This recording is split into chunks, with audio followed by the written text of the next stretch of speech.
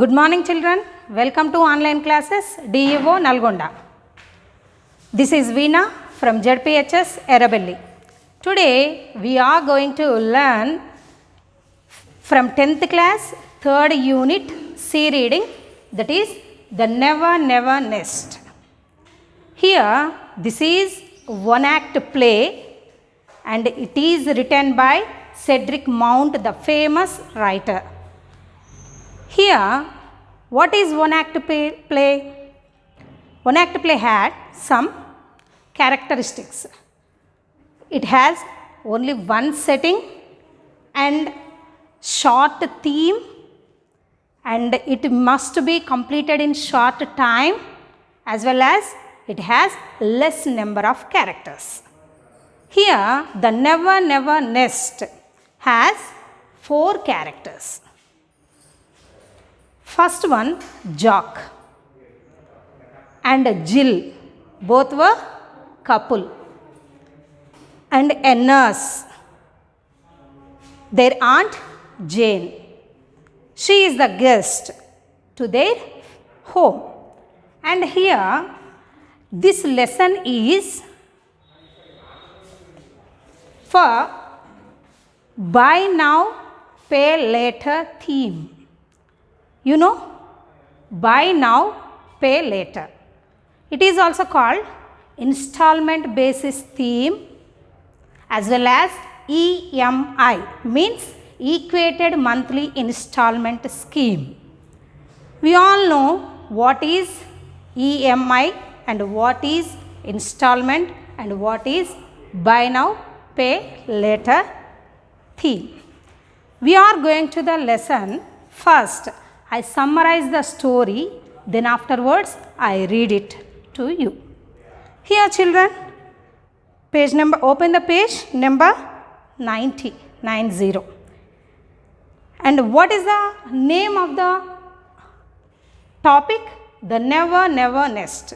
Here, the never is used 2 times. Means here it emphasizes the never never nest. It never be constructed. Nest means it's a temporary shelter. It's not a permanent one. It's a temporary shelter. The Never Never Nest by Cedric Mount. Yes, here children, Jock and Jill were couple, a young married couple. They were invited Aunt Jane to their home, and she came their home and they show their home. They show their car, their radio, their furniture and their refrigerator, all these things. She saw and she was very much appreciated. Within a short period of time, you get all these furniture. It's very good, she said. Then immediately Jock, yes aunt, it is. Because of you, we owe for you. Why means you gave a check at our present wedding time. Yes, here she felt very surprised. How much I gave you? I gave only 200 rupees, 200 pounds of check I gave to you. But here I saw your home is well furnished and you have all comforts in your home. How is it happen? Instead of 200, may I gave you 2000 pounds? She was in confusion. Then immediately Jock and Jill said that, no aunt, you just gave 200 pounds.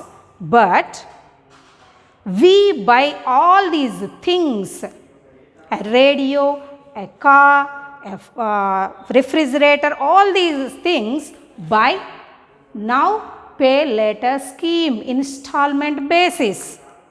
She was more surprised. Is this car yours? She asked. Yes aunt, it's ours. Then how much you pay for your home? This is a costly villa and it looks so beautiful. how much you pay? She asked. Then Jill and Jock said that, no, aunt, we pay any rent because this house is ours. She was amazed by their answer and she asked that, how is it happen? How do you buy this costliest house? You have only a little earning. Then immediately they said, yes, aunt, it's also by installment basis. Installment process, we buy this house. And immediately she said that, how much you earn, Jock? Jock said, I earn just 8 pounds per a week. How much he raised his salary last year? He has an increment of 5 shillings. Last year he may expected 10 shillings this year. Jill answered to Aunt Jane. She was shocked and she said, oh, all these things, a car, a radio, a furniture, all these furniture and a refrigerator are buy in the installment basis. She was very much surprised and she said, no, it's not the correct way you are living, my dear. So, I gave you a check worth 10 pounds now and you may go and pay off at least one thing. And you may proudly say that this is ours. Without installments, this is ours, you may proudly say. And immediately she gave a check to their worth 10 pounds. Jock, Aunt Jane was not interested to stay at their home and she wanted to go to her home. Jock go outside with her to send off their aunt. After that, when he returned to home, Jill immediately called her nurse. Nurse is a person who takes care their kid.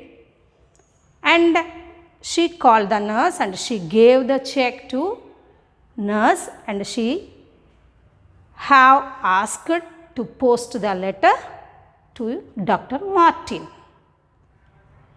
The Jock returned to the home and he asked, come on, how much Aunt Jane give to us? Show me and give that check to me, he asked. Jill said, I'm very sorry, Jock. I may send that check with nurse to Dr. Martin. Why? Why do you send that check to Martin? If we pay the amount to a car installment for 2 months, it's very easy to us to pay 2 installments for the car. Why? What happened? Why are you send that check to doctor? Very pitifully, Jill said, I'm very sorry, Jock. I am interested and I want to take our child as ours. With last installment, with last 1 installment, the baby is ours. So, I send the check to the doctor. This way, this ironic, the last scene was very ironical and this way the play was ended. Here children, I want to read the play once. Please open the text to page number 90. The Never Never Nest. Characters: Jock, Jill, his wife, nurse and Aunt Jane. Scene: when the scene opens, the lounge of Jock and Jill's villa at New Hampstead. The essential furniture consists of a table on which are writing materials and 2 chairs. As the curtain rises, the lounge is empty. But Jock and Jill come immediately followed by Aunt Jane. Jill: and this is the lounge. Aunt Jane, charming, charming, such a cozy little room and such pretty furniture. Cozy means here very comfortable. Jock said modestly with humble, we like it, you know. Handy place to sit in and listen to the radiogram. This is very comfortable place. And this is a very useful place, aunt. We sit here and listen to the radiogram. Oh, have you got a radiogram as well as a car and a piano? Asked Aunt Jane. Jock. Why, of course, Aunt Jane. You simply must have a radio set nowadays. And it's so nice for me when Jock's away at business. I even make him move it into the kitchen so that I can listen to it while I cook, said Jill. Jock. Sit down, Aunt Jane. You must be tired and we have shown you everything now. What do you think of our little nest, Aunt Jane? Asked Jill. Aunt Jane says, I think it's wonderful, my dears. The furniture and the car and the piano and the refrigerator and the radio. What's it? It's wonderful. Really wonderful. And we owe it all to you. Yes, Jock, that's what worrying me. Worrying you, Aunt Jane? Yes, the check I gave you for your wedding present, it was only 200 pounds, wasn't it? I didn't put 2000 by mistake, says Aunt Jane. Why, no, Aunt Jane. What on earth made you think that? Aunt Jane, well, that's all right. But I still don't altogether understand this house. It's a very lovely, but doesn't it cost a great deal for rent? Rent? Oh, no, we don't pay rent. But Jock, if you don't pay rent, you will get turned out into the street. And that would never do. You have Jill and the baby to think of now. You know? Jock says, no, Aunt Jane, you misunderstood me. We don't pay rent because the house is ours. Aunt Jane, yours? Why, yes, you just pay 10 pounds and it's yours. Jock says, you see, Aunt Jane, we realized how uneconomic it is to go on paying rent year after year when you can buy and enjoy a home of your own for 10 pounds and a few quarterly payments, of course. Why be Mr. Tenant when you can be Mr. Owner? Aunt Jane says, I see. Yes, there is something in that. Even so, you must be getting on very well to keep up a place like this. Jill says, oh, he is, Aunt Jane. Why, only last year he had a 5-shilling rise, didn't you, Jock? Of course, that was nothing. Really, I am expecting 10 this Christmas, Jock says. Aunt Jane says, Jock, I have just thought of something. That car, is it yours? Of course, it's ours, says Jill. All yours? Well, no, not exactly all. How much of it? Oh, I should say the steering wheel and one of the tires and about 2 of the cylinders. But don't you see? That's the wonderful thing about it. I don't see anything wonderful about it, says Aunt Jane. Please turn the page, children. But there is, Aunt Jane, you see, although we could never buy a car outright, we can enjoy all the pleasures of motoring for a mere 5 pounds down. Aunt Jane says, and the rest by easy installments, I suppose. Exactly. Exactly. And what about the radio? What's it? Well, that's the... And the piano? Well, of course. And the furniture? I am afraid so. I suppose all you own is this leg? She points to me. To one. Jill says, well, no. As a matter of fact, it's that one. She points to another. And the rest belongs to Mr. Sage, I suppose. Yes. Well, I'm not going to sit on Mr. Sage's part anyone. She stands up. Now, tell me, how much do all these installments come to?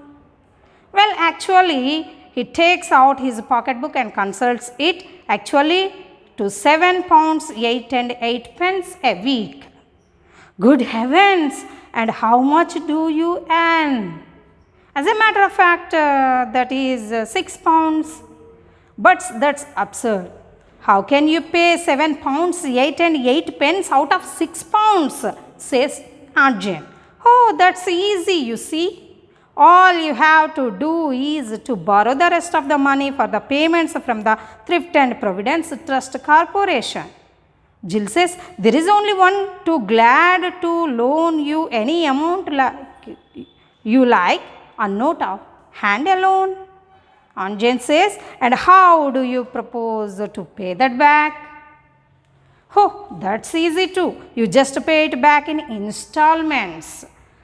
Installments! She claps her hand to her forehead and sinks back weakly into the chair, then realizes that she is sitting on Mr. Sage's piece and leaps to her feet again with a little shrug. Jock says, Aunt Jane, is anything the matter? Would you like to lie down? Lie down. Do you suppose I am going to trust myself in a bed that belongs to Mr. Sage or Marks and Spencer's or somebody? No, I am going home. Oh, must you really go? I think I would better. Jock says, I will drive you to the station. Aunt Jane says, what? Travel in a car that has only one tire and two things? No, thank you. I will take the bus. Well, of course, if you feel like that about it, Aunt Jane, now I am sorry if I sounded rude, but really I am shocked to find the way you are living. I have never owned a penny in my life cash down. That's my motto and I want you to do the same. She opens her handbag. Now look here, a little check I was meaning to give you. Anyway, she handed it to Jill. Suppose you take it and pay off just one of your bills so that you can say one thing at least really belongs to you. Jill says, thank you, Aunt Jane. It's very nice of you. Aunt Jane, there, now I must be going. I will see you to the bus anyway. Jock says. Jill says, goodbye, Aunt Jane, and thanks so much for the present. Aunt Jane says, goodbye, my dear. And she and Jock go out. Jill looks at the check and exclaims, 10 pounds. Then she hurries to the table, addresses an envelope, endorses the check and slips it inside with a bill which she takes from the bag and seals the envelope. Then she rings the bell. In a moment, the nurse comes in with the baby in her arms. Oh, nurse, I want you to run and post this for me. I will look after the baby while you are gone. Nurse says, certainly, ma'am. And she takes the check and go out. Jock says, well, she has gone. What a torture.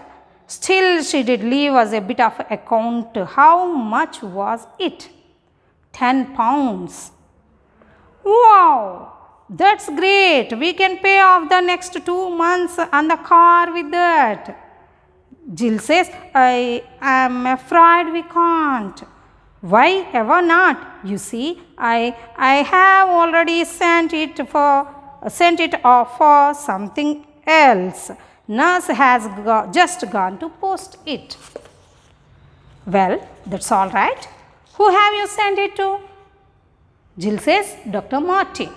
Dr. Martin, what on earth possesses you to do that? Jill, nearly in tears, she was starting to cry. There, now you are going to be angry with me. I am not angry, but why waste good money on the doctor? Doctors don't expect to get paid anyway. Sobbing a little, Jill, and she says, but you don't understand. Understand what? Says Jock. Why, just one more installment and baby is really ours. She is holding out the infant, that little baby, a little pathetically as we black out. Means here ends the play. This is by Cedric Mount. Okay, children, we can understand that installments, buy now, pay later or installment or EMI process is not good for all things. Okay, children, hope you understand. Thank you.